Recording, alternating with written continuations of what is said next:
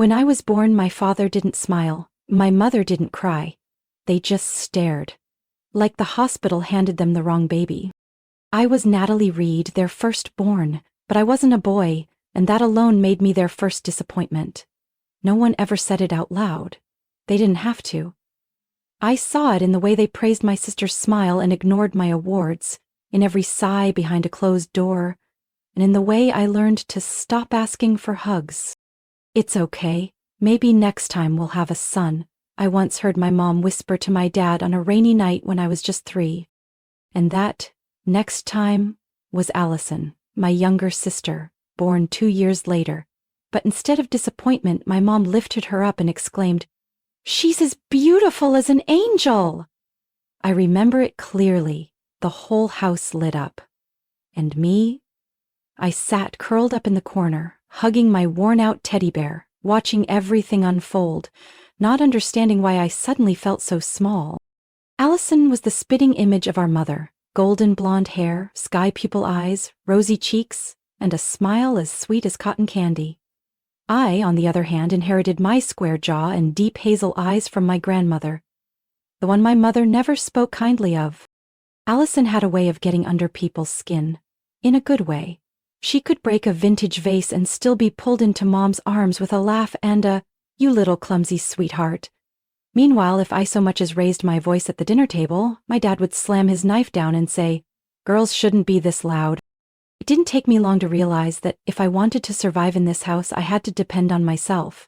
I learned to tie my shoes, pack my own lunch, and walk to school alone by 3rd grade. Allison? She still had breakfast made for her every morning through middle school, as if she were royalty picked straight out of a picture-perfect dream. I never lacked material things. I had clothes, books, and a room of my own, but warmth, validation, and real affection were always just out of reach. They didn't abuse me. They just didn't care. During my senior year of high school, over dinner, one where no one even bothered to ask how my day had been, I finally looked up and said, "I want to study economics. Tennessee State has accepted me, and I got a 40% scholarship." Silence. "Are you sure?" my mother said, her tone as casual as if she were choosing a new vacuum cleaner. "That field's so dry, Natalie," my father added. "Why not pick something more fitting, for a girl, teaching maybe? Or nursing?" I swallowed hard but kept my voice steady. "I like numbers. I want to work in finance." Mom picked up a potato, smirking. "Well, I guess that's your choice. Just don't come crying when you regret it later." Allison, then a sophomore, giggled beside me. "I'm thinking of studying psychology. I've always been good at listening and understanding people." The moment she said it, both my parents nodded in approval, like she had just cured cancer. I stared down at my plate, scraping the now cold gravy with my fork. I'd grown too used to playing second fiddle in my own house. But that night I made myself a quiet promise. I would not let my dream be shaped by the fact that I was born the wrong gender. I would leave this house, live the life I chose, and never again beg for anyone's approval. I met Ethan Marshall in the university library during my sophomore year. It was one of those sudden fall downpours, and I ducked into the economics section to look up more material for my inflation cycle paper. I was fumbling through a thick textbook when a deep voice spoke behind me. "Looking for applied macro theory? I just put it back on the shelf over there." I turned and saw him, tall in a light blue wrinkled button-down, thin glasses, and a smile so genuine it caught me off guard. He handed me the book, his hand still damp from the rain. "I'm Ethan, senior in econ. You?" I awkwardly extended my hand. "Natalie, sophomore, also econ."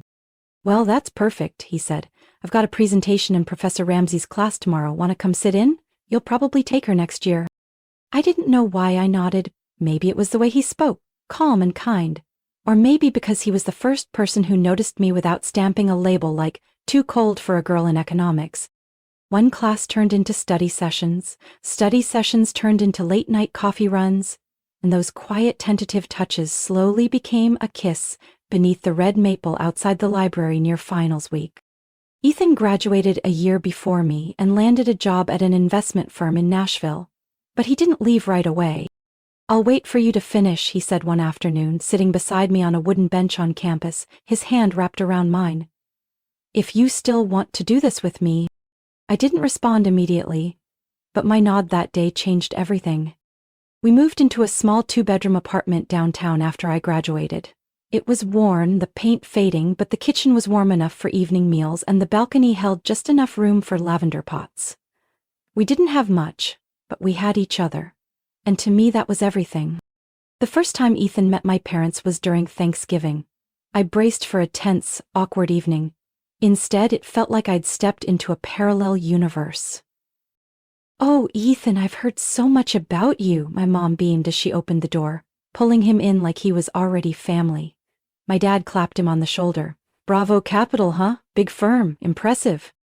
They asked about his job, his future, his parents. They didn't ask about me. Not if I was doing well, if I was happy. No. They only looked at Ethan as if the son they had always wanted had finally arrived. Just late, and through marriage.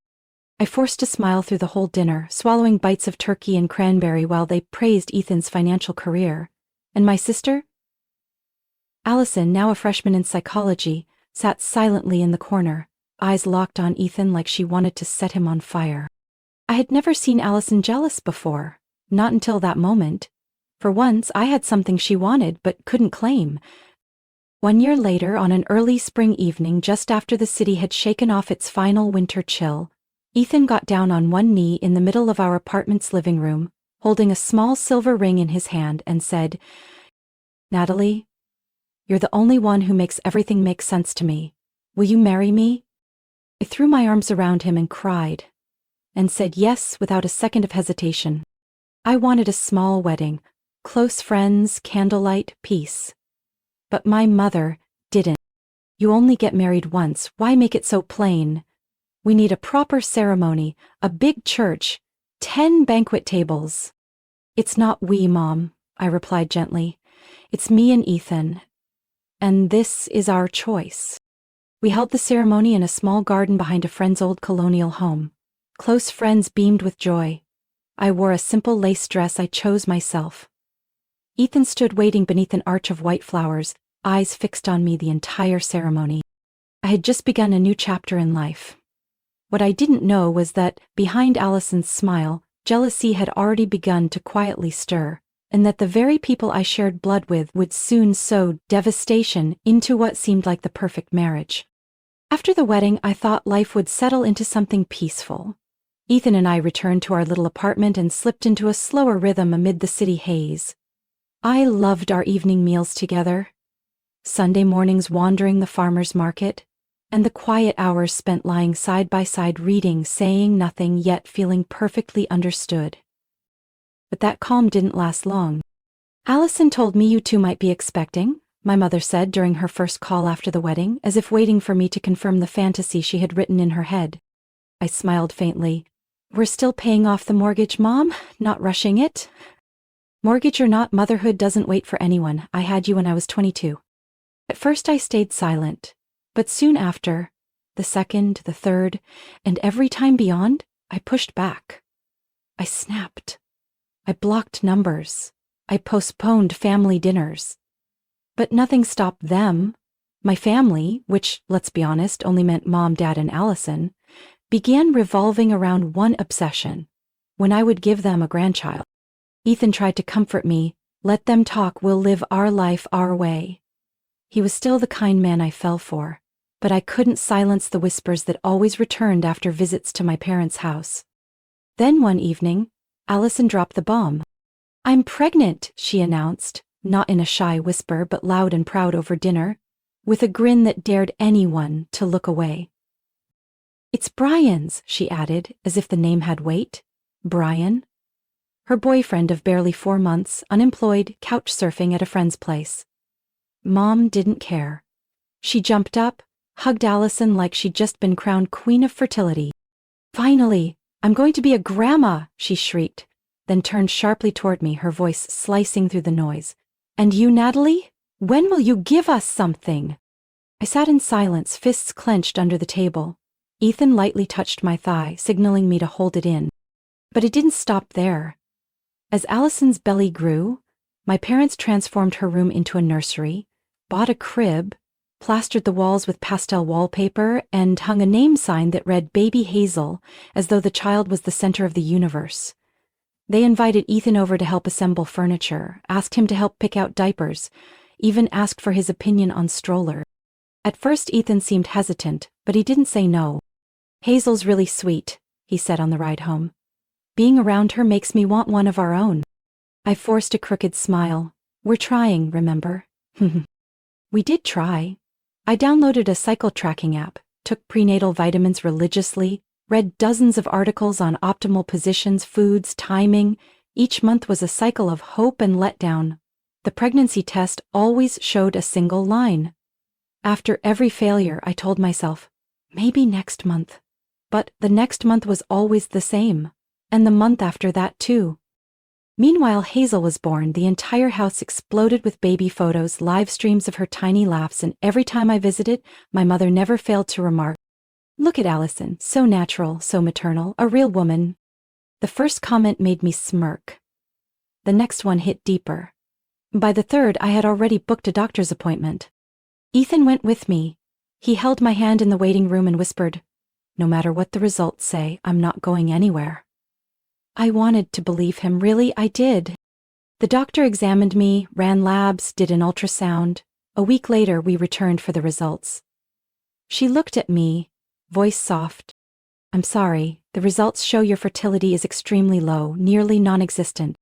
My ears rang. Ethan squeezed my hand, but I couldn't feel anything. I walked out of the clinic like someone who had just been hit by a train. A few days later, I decided to tell my parents. I still had a sliver of hope. "I can't have children," I said during dinner while Hazel played on the rug nearby. Silence. Then my mom let out a short, bitter laugh. "What did you just say?" "We saw a doctor. It's confirmed infertility." My mother set her knife down. "Good Lord! A woman who can't bear children? Is she even still a woman?" My dad muttered, not looking at me. "A beautiful vase that can't hold flowers." Allison snapped her fingers at Hazel and whispered with a smirk, "At least I know how to keep a man." I looked at Ethan, hoping, pleading, that he would stand up, say something. But he lowered his head, said nothing. I stood. My throat burned. "Thanks for dinner. Next time, don't invite me if all you want to do is judge." I walked out of that house. The cold wind stung my face. And for once, I wasn't sure if Ethan was still the one I could count on through life's storms. I started noticing the small things. Ethan began visiting my parents' house more often. At first, he used excuses like, "Mom asked me to fix the coffee maker," or "Dad invited me to watch the game." But the visits became more frequent. Some weekends I'd wake up and he was already gone. When I asked, he'd shrug and say, "I just stopped by your place. Hazel misses me." Hazel. Ever since she started calling Ethan uncle, everything shifted. Ethan bought her stuffed animals, read bedtime stories to her every night, even took her to the park when Allison was too tired to parent. I didn't blame the child, but every time I saw the way Ethan looked at Hazel, my heart felt like it was being ripped in two. One evening, curled up in the study, I accidentally opened Instagram on my laptop. A tagged post with Ethan's name popped up. My heartbeat slowed. A photo of 3 people, Ethan on the middle seat of the couch, Hazel in his lap, and Allison, resting her head on his shoulder, her arm draped around his back. Casually but unmistakably, the caption read, "Precious time with the most important people in my life." I couldn't breathe. My mind spun. I read the caption once, then again. The most important people in his life were my sister and her child? I didn't text Ethan, didn't call, didn't confront. I needed the truth, not explanations. On Saturday night, I decided to go to my parents' house unannounced. Ethan had told me he had a reunion with college friends in Franklin. I nodded, said nothing. But instead of heading to our usual cafe, I drove to my childhood home, parked a block away, and walked across the grass I once knew like the back of my hand. The living room lights were still on. Laughter floated through the barely closed window. I stepped closer. "What do you think about Ethan and Allison becoming a real couple?" My mother's voice, soft as air, but sharp enough to freeze me in place. She's still young, she can have more children, unlike Natalie, cold and useless, my father added. What the hell are you all talking about? Ethan's voice, low, but lacking the outrage I had hoped for.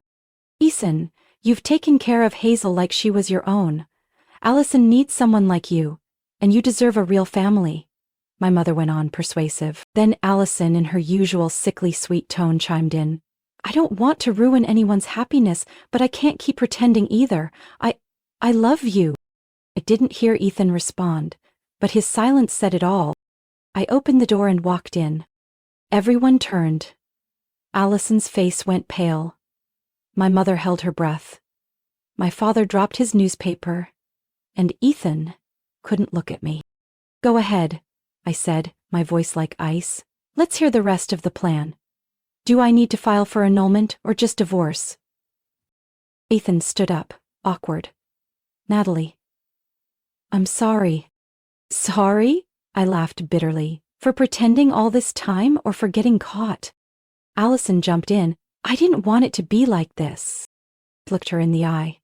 You've always wanted what was mine, but Ethan isn't a toy. My mother spoke up. Natalie, you need to understand. A man needs a family. And you can't give him one? I turned to Ethan. So, are you going with them? He stayed silent. Very well, I said quietly. I'll pack in the morning. Have your lawyer send over the divorce papers. I don't want anything, not even an explanation. I turned and walked out. The Tennessee night was damp and cold, but inside me there was no room left for feeling. Only a hollow space where trust used to live. I walked away from that marriage with nothing but a suitcase and my dignity intact. No pleading, no tears, no compromises. I left my wedding ring on the kitchen shelf with only 2 lines in a note. I hope you all get what you want. Don't ever come looking for me. The divorce went through quickly. Ethan didn't contest a single clause. Maybe he knew that saying more was pointless. I moved into a small apartment in North Nashville, where no one knew me as Allison's sister or Ethan Marshall's ex-wife. A few months later, Allison and Ethan got married. Small, cozy, lots of flowers and photos of Hazel. I wasn't invited, of course, but it didn't hurt. On the contrary, I felt lighter knowing I was no longer tied to that farce. The gossip reached me through an old co-worker. They were expecting a second daughter, planning to name her Sophie. My parents proudly showed off their 2 angelic granddaughters everywhere they went. I only smiled, no bitterness, no jealousy. I had no space left in my heart for any of that. Instead, I focused on work. I took a new job as a financial analyst for a growing real estate firm, and with a packed schedule, there was no time left to dwell on regret. One October morning, while rushing to grab coffee before a meeting, I bumped into a man carrying a laptop. Hot latte spilled onto his dress shirt. Oh my God, I'm so sorry. I scrambled to grab napkins. He laughed, immediately calming me. It's all right. My coffee wasn't that hot anyway. That was Ryan Carter, 38, founder of a construction tech startup. We chatted briefly and he asked for my number. I hesitated, but something in his eyes, calm, unhurried, made me say yes. Our first date was at a small restaurant near Centennial Park. No performance, no invasive questions, just honest stories and comfortable silences. I told him about my past, the infertility, the broken marriage. Ryan held my hand, looked straight into my eyes. I don't need a perfect family. I just want someone real. We got married a year later, at City Hall. No white dress, no fancy invitations. Just us and a few close friends. Ryan didn't need a crowd. He just needed me. Life with him was unusually peaceful. We cooked together, grocery shopped together, listened to music on Friday nights. I no longer had to prove I was enough every single day. One morning, I woke up feeling nauseous and dizzy. Ryan thought I had the flu, but the feeling lasted over a week. He insisted I see a doctor, and then the doctor looked at me and smiled gently. Congratulations, Natalie, you're pregnant. I froze. That's impossible. I was diagnosed as infertile. The human body is always full of surprises, she said. It's rare, but not impossible. I carried the ultrasound printout home, my hands trembling. Ryan took the paper, looked at the image, then looked at me. Is it real? He asked, almost whispering. I nodded, and he held me for a long time. Said nothing, just buried his face in my hair and cried. 9 months later, I gave birth to a baby boy weighing just over 7 pounds at the Central Hospital. I named him Caleb Ryan Carter, the unexpected gift of my life. As I held him in my arms, I no longer remembered the cruel words, the condescending looks, or the months spent wrestling with failure. I saw only a tiny being, a living reminder of my own rebirth. Ryan whispered in my ear, "You won, not through anger but through love." I had no intention of ever facing my old family again. The city was big enough to avoid each other, noisy enough to forget. But sometimes, fate picks the perfect moment to test your heart. That night, Ryan and I decided to celebrate Caleb's second birthday with a quiet dinner at our favorite Italian restaurant, Del Fiore, on the second floor of a small boutique hotel near downtown Nashville. Caleb was staying with my best friend's son for the evening, while we sat by the window, soft wine and scented candles, framing our laughter. Till I looked toward the corner of the room. Allison, wavy hair, tight dress, laughing brightly with a man who wasn't Ethan. He was stroking her thigh under the table, and Allison leaned in to whisper something in his ear that turned his cheeks red.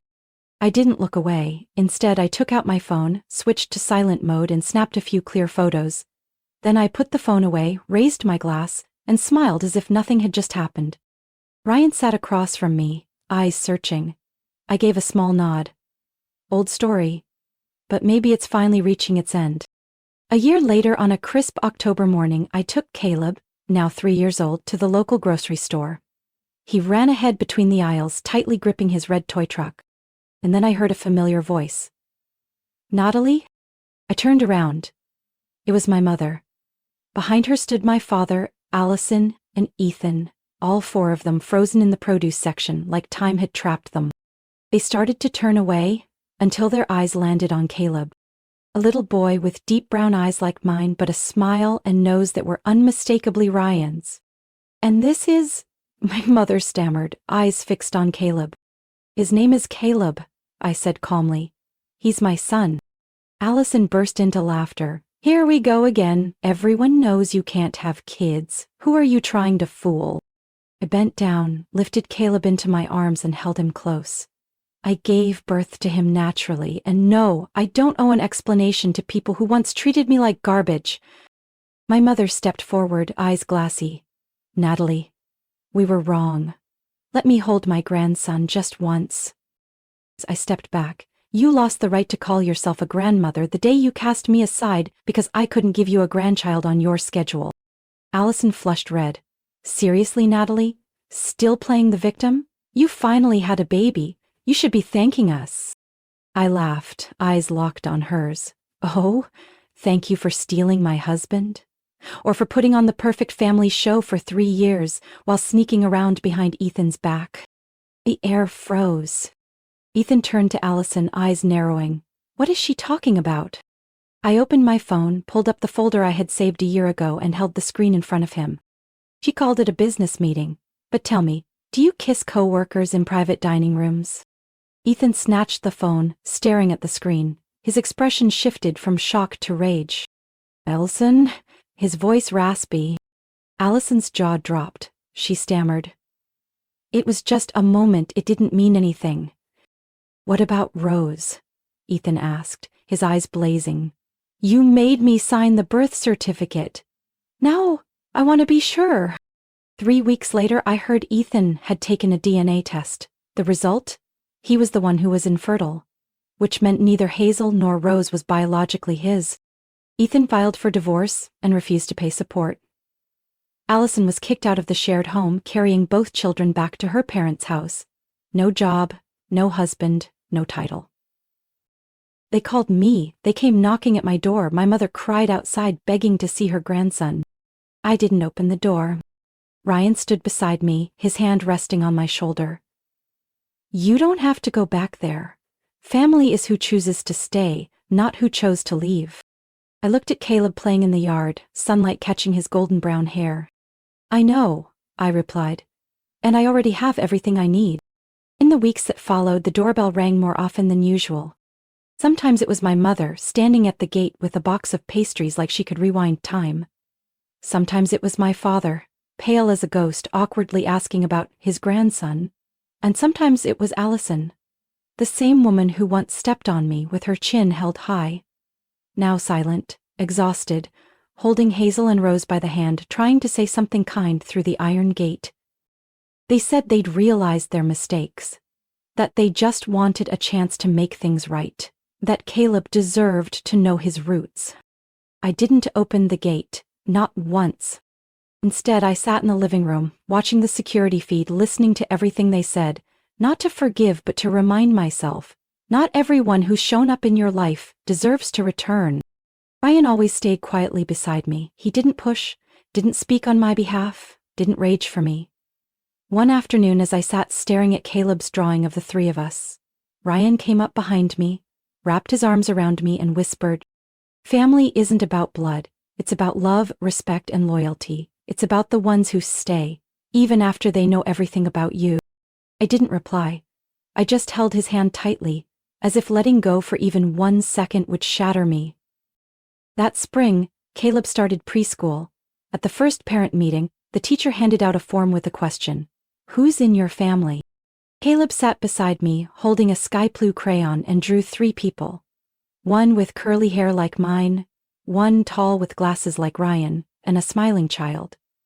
Underneath, in scribbled letters, he wrote, "Mom, Dad, Ryan, and me. No one else."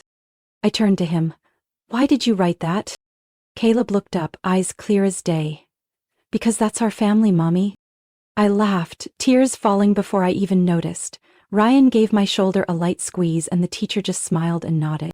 We bought a small house in the suburbs when Caleb turned 4. Nothing fancy, just a yard for him to run in, a warm kitchen for dinner together, and a big bookshelf where I could teach him to read every letter. Each night, after Caleb fell asleep, I'd look at him, then look at Ryan. The man who didn't come into my life with thunder but with quiet persistence and genuine care. I once thought I'd lost everything when I left Ethan. But I was wrong.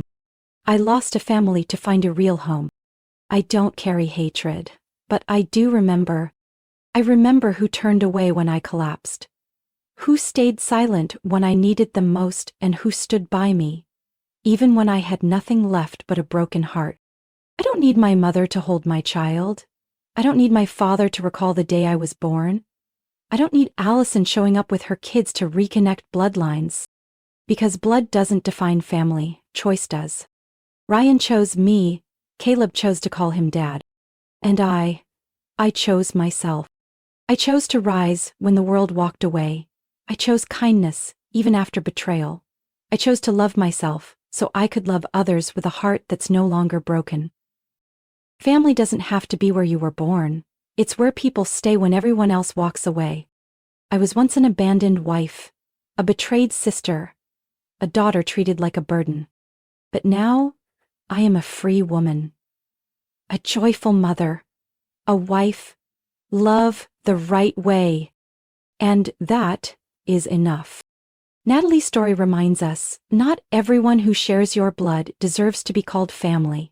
Sometimes it's the ones closest to us who cause the deepest wounds. But what truly matters isn't what broke us, it's how we rise, heal, and choose the people who are worth keeping. A real family is built on love, respect, and loyalty, not sacrifice for shallow approval. What do you think about Natalie's choices and how she rebuilt her life? Share your thoughts below and don't forget to follow the channel for more touching, real, and powerful stories about family and life.